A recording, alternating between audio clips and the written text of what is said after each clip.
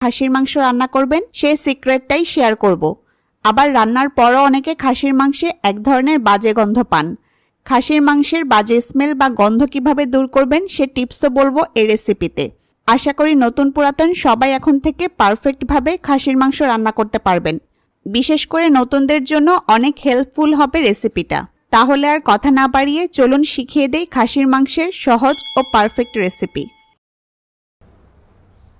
আমি এখানে 1.5 কেজির মতো খাসির মাংস নিয়েছি। মাংসগুলো রেগুলার সাইজে কেটেছি, ছোটও না আবার বেশি বড়ও না। আর এখানে হাড় চর্বি সহ মাংসটা আছে। এছাড়া খাসির মাংসে হাড় থাকবে, এটা স্বাভাবিক।